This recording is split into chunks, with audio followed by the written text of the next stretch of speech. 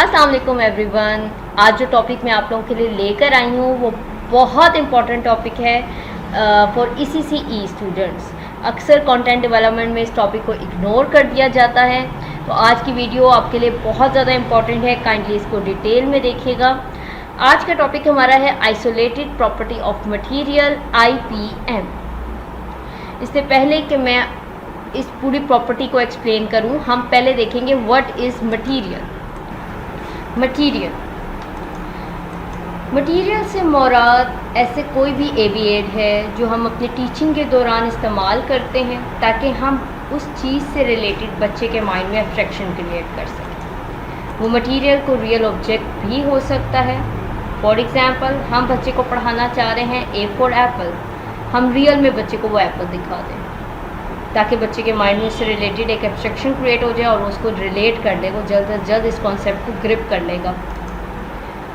अगर हमारे पास real object नहीं है तो हम फ्लैश कार्ड इस्तेमाल कर सकते हैं, हम चार्ट इस्तेमाल कर सकते हैं, हम कोई मॉडल इस्तेमाल कर सकते हैं, या फिर हम पिक्चर या वीडियोस का इस्तेमाल कर सकते हैं। अब हम बात करेंगे आइसोलेशन के ऊपर। आइसोलेशन का मतलब है किसी एक चीज़ को बाकी तमाम चीज़ों से अलग कर देना। मटीरियल में आइसोलेशन कैसे होती है? Material can be isolated how? Material में आइसोलेशन से मुराद ये है कि जो कॉन्सेप्ट आप बच्चे को डिलीवर करना चाहते हैं, उसके लिए जो मटीरियल आप यूज़ कर रहे हैं, वो मटीरियल आपका सिर्फ़ और सिर्फ वही कॉन्सेप्ट डिलीवर करे जो आपका ऑब्जेक्टिव है डिलीवर करने का।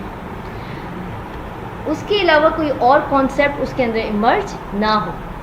इसे मैं एक एग्जांपल के थ्रू एक्सप्लेन कर देती हूँ। आप बच्चे को कॉन्सेप्ट देना चाहते हैं बिग एंड स्मॉल, और उसके लिए मटेरियल यूज़ करते हैं आप ये 2 बॉल्स।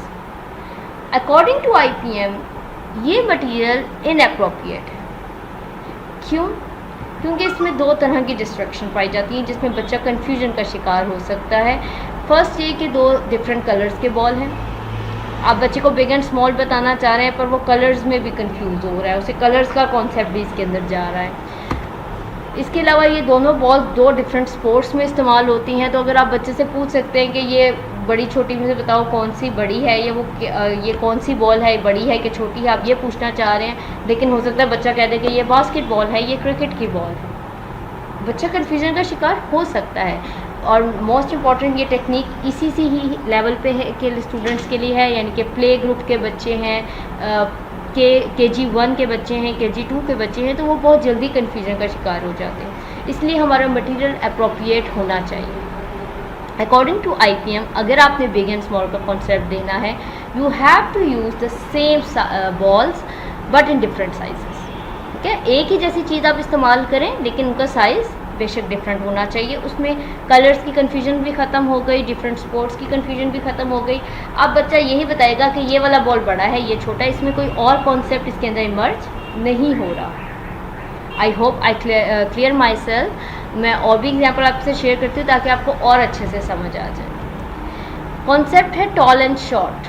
ये पिक्चर्स मैंने नेट से ही आपको एक्सप्लेन करने के लिए ली गई हैं कि नेट पे भी अगर आप देखेंगे, आप अपने बच्चे के लिए कोई पिक्चर्स डाउनलोड करते हैं तो कंटेंट को लाजमी देखा करें।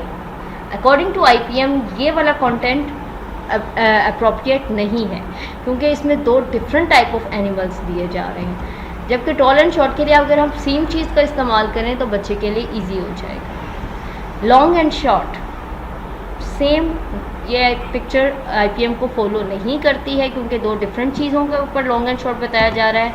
अकॉर्डिंग टू IPM अगर हम सेम चीज़ इस्तेमाल करें तो बच्चे के लिए इजी हो जाता है। इसके अलावा अगर आप बच्चे को कॉन्सेप्ट देना चाह रहे हैं, सिर्फ लेटर A की आइडेंटिफिकेशन देना चाह रहे हैं इंग्लिश में, आपका मेन ऑब्जेक्टिव है कि आपने लेटर A की आइडेंटिफिकेशन देनी है और आप फ्लैश कार्ड यूज़ करते हैं ये वाला, तो ये इनअप्रोप्रिएट है। क्यों? क्योंकि इसमें आप लेटर A के साथ उसका वोकेबलरी वर्ड एप्पल भी दिखा रहे हैं। जब आप लेटर A की पहचान, आपका मेन ऑब्जेक्टिव है बच्चे को लेटर A की पहचान कराना।